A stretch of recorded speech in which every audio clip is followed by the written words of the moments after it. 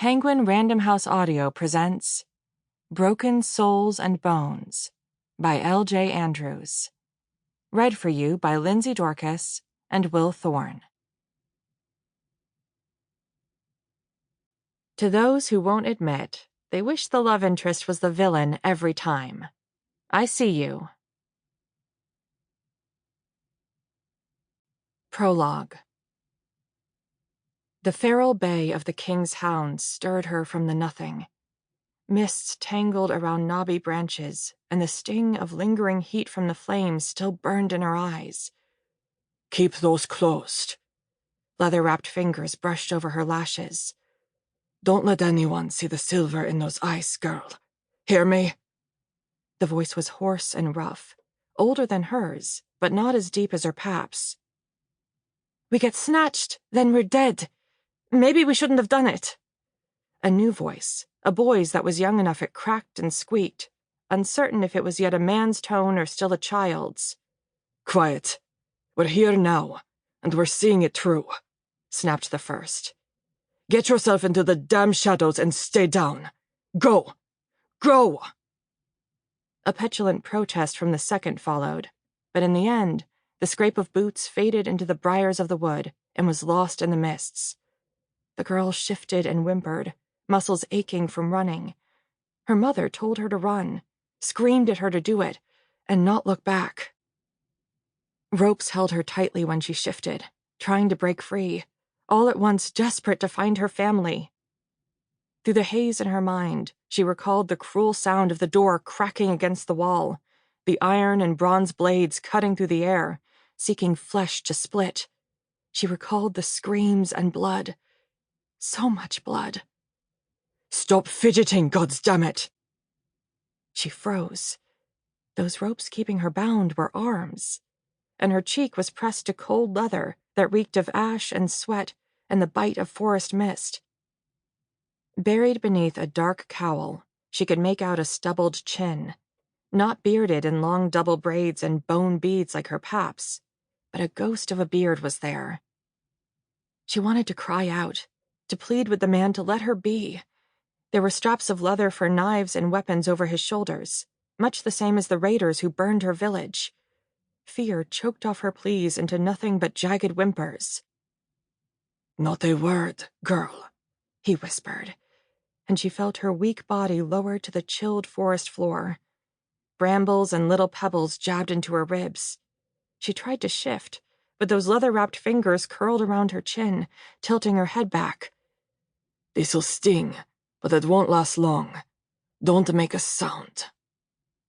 A hiss slid through the girl's teeth when a sharp bite of pain lanced across her throat. Through hooded lashes, she watched the faceless man pull back a knife. He mumbled strange words and brushed his fingers through something wet and hot on her neck. She trembled, keeping still, terrified he might use the edge of his blade to finish her off. In the next breath, her eyes fluttered, heavy with fatigue, and his sturdy arms scooped her up once again. The fear burning in her veins faded to something gentler, something calm. Enough, the girl thought she might fall into a deep sleep. Until her body shifted, and she was handed over to new arms, thicker and smellier. She going to talk? A smoke-burned rasp of a new voice broke the darkness. I've made certain she won't recall much of anything about this night. See that she's forgotten from others' memories. With what you be paying, I'll bury her in the realm of souls if you want. Won't be found, this one. You've my word.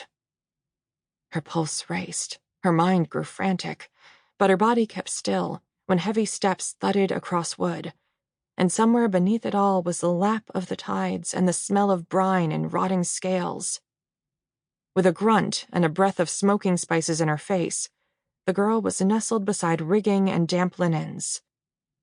Blessed little Barnan you are. The man spoke in common tongue, a dialect known throughout the 3 kingdoms and over the night ledges where feral folk claimed no king.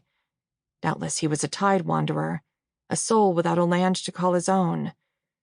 They could have torn out your skinny little throats. His thumping steps plodded away over wooden boards. A longship. She was on a boat. No, she couldn't leave. There were people she was leaving behind, but who? As though the thick mists of the wood dug into her skull, the girl could not recall the fading faces in her mind. It was merely a feeling, a sense there was something, someone, she was forgetting. Before the weight of exhaustion drew her into a murky sleep, the girl saw a darkly clad figure on the water's edge, a glow of flames at his back. Across the breast of his leather jerkin was a double-headed raven, the emblem of Dravenmore, the enemy kingdom, the land behind the raiders. By the gods, they'd found her, and the curse in her eyes had finally destroyed her entire world. Chapter 1. Roark. The boy's death was my fault. Uther was found face down in the river near the stone walls of the royal fortress before dawn. A new staff guard in the unit assigned to my watch, a mere boy of 18. The body was rent down the middle, chest flayed, ribs torn apart like a cracked goose egg. They were sent to the Hall of the Gods in Sala too soon.